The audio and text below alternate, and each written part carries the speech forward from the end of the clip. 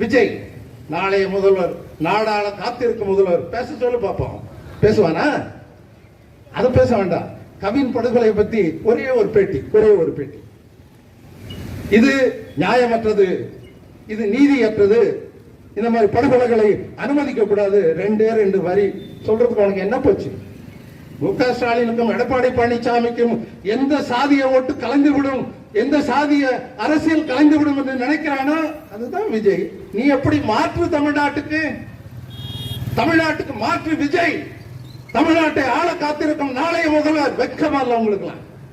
அவனை சொல்லல, இங்க சொல்லிக்கிட்டு கிடக்கிறவங்கள நம்ம விட்டு பிள்ளைங்க. வெக்கமா இல்ல நம்மளுக்கெல்லாம்? அதுல தாழ்த்தப்பட்ட சமுதாயத்தை சேர்ந்தவன் விஜய் துண்டப்படுத்த போறான. எப்படி அது? ஏன்? என்ன காரணம்? என்ன வேணும் உங்களுக்கு?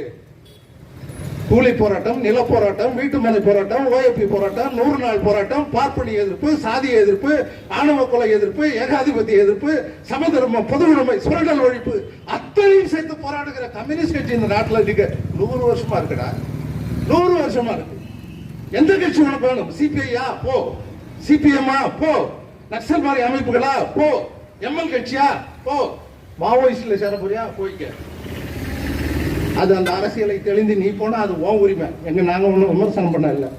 இவ்வளவு அமைப்புகள் காலம் காலமாக ரோட்டில் நடப்பதற்கு, பொதுக்குளத்தில் தண்ணி எடுப்பதற்கு, தோளில் துண்டு போடுவதற்கு, காலில் செருப்பு போடுவதற்கு, சாணிப்பால் சவுக்கடி என்ற கொடும் தண்டனையை போராட்டம் பண்ணி ஒப்பந்தம் செய்து தீர்த்து இந்த நாட்டிலே மனிதர்கள் என்று நினைக்க வைத்த செங்கோடி இயக்கங்கள் இத்தனை ஆயிரம் இருக்கும் பொழுது நாளைய முதல்வரை வருகன்னு சொல்லி தாழ்த்தப்பட்ட சமுதாயத்தில் இருந்து போறானே கவின் படுகொலைக்கு வாய திறக்கலடா. வெளில வாங்க பார்ப்போம்.